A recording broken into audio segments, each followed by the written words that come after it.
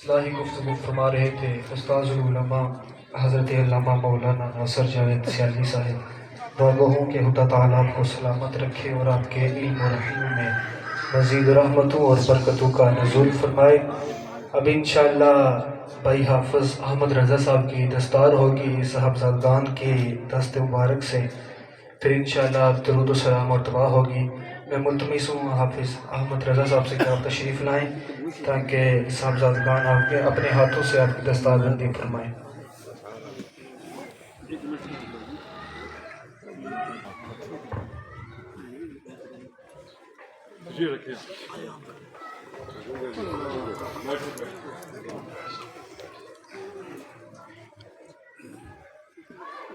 بسم اللہ الرحمن الرحیم۔ وصاحبہما فی الدنیا معروفا، صدق اللہ مولانا العظیم۔ حضرات جی وقار، ایک مفصل بیان علمی خطاب آپ جناب قبلہ مفتی صاحب سے سن چکے ہیں۔ نعت خوانوں کی نعتیں بھی تقریباً سنا چکے ہیں۔ نعت خوان محفل تقریباً اپنے اختتام کی طرف گامزن ہے۔ میں مرزا خلیفہ غلام نبی صاحب رحمۃ اللہ تعالی،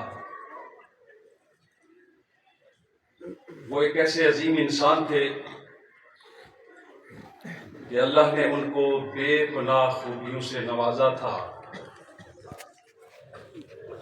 اور ان کی زندگی کی ساری خوبیاں ایک طرف، وہ ایسا مرد مجاہد انسان تھے کہ جنہوں نے اپنی زندگی میں فرائض تو فرائض ہیں، کبھی نفل بھی زندگی میں قضا نہیں کیے۔ وہ ایسے مرد درویش انسان تھے، اللہ نے ان کو بے حساب خوبیوں سے نوازا تھا کہ انہوں نے اپنی زندگی اپنے شیخ کامل، اپنے مرشد گرامی، زہد الاولیاء، امام الاصفیاء، رئیس الاتقیاء، غوث زمان حضرت الخواج خواجہ پیر سائیں محمد رکن الدین نور اللہ مرقدہ، آپ کے حکم کے مطابق بسر کی۔ زندگی کا ایک بڑا حصہ، یہ ان کے بیٹے یہاں بیٹھے ہیں، صاحبزادگان ان کے بیٹھے ہیں، قبلہ حضرت صاحب کے حکم پر جامعہ محمدیہ نورانیہ راولپنڈی مورگا میں، جہاں پر سینکڑوں کی تعداد میں طلباء قرآن کریم فرقان حمید کی علم سے بہرایاب ہوتے ہیں، آپ نے بڑے احسن طریقے کے ساتھ وہاں پر اپنے مرشد کے حکم کی تعمیل کرتے ہوئے خدمات سر انجام دی۔ بچوں کی تربیت تو اپنی جگہ بجا ہے، لیکن میرا ایمان کہتا ہے کہ مرشد گرامی کے حکم پر جو قرآن پڑھنے والوں کی وہ خدمت کرتے رہے، وہ قرآن پڑھنے والے جب تک قرآن کی تلاوت کرتے رہیں گے، جہاں پڑھنے والوں کو ثواب ملتا رہے گا، وہاں خلیفہ غلام نبی کو بھی ثواب ملتا رہے گا۔ وہ اتنے با اخلاق انسان تھے، اتنے خوبصورت سوچ و فکر کے حامل انسان تھے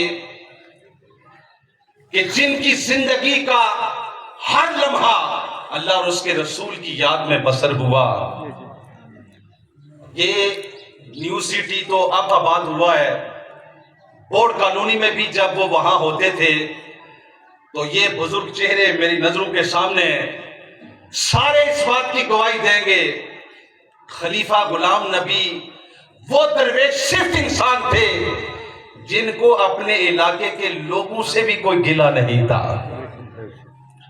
ہر شخص نے ان کی تعریف کی، ہر شخص نے ان کے لیے اچھے کلمات کہے، اور انہوں نے بھی اپنی زندگی میں کبھی کسی کی دل آزاری نہیں کی۔ یہ مومن کی نشانیوں میں سے ایک نشانی یہ ہے کہ حضور سید عالم سرور کونین صلی اللہ علیہ وآلہ وسلم آپ نے حضرت معاذ بن جبل سے کہا کہ میں آپ کو ایسا عمل نہ بتاؤں کہ جس کے کرنے پر میرا رب بغیر حساب کے جنت کی عطا کر دیتا ہے۔ یا رسول اللہ صلی اللہ علیہ وسلم، وہ کون سا عمل ہے کہ جس کے کرنے سے میرا رب بندوں کو بغیر حساب کے جنت عطا کر دیتا ہے؟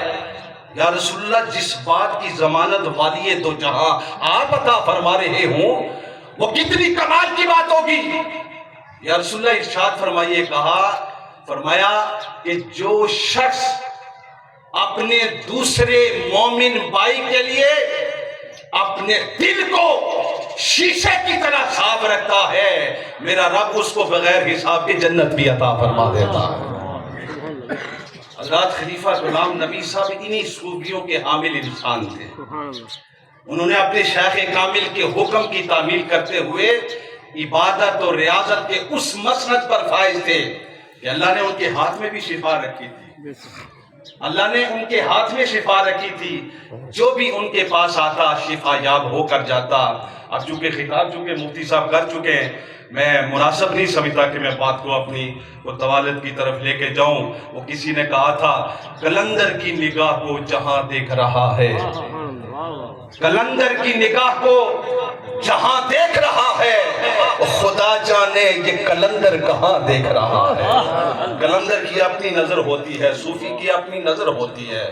اللہ تعالیٰ کی بارگاہ میں ہم دعا کرتے ہیں کہ اللہ تعالیٰ خلیفہ غلام نبی صاحب کو جنت الفردوس میں اعلیٰ مقام عطا فرمائے۔ حضرات نیکی کبھی ختم نہیں ہوتی۔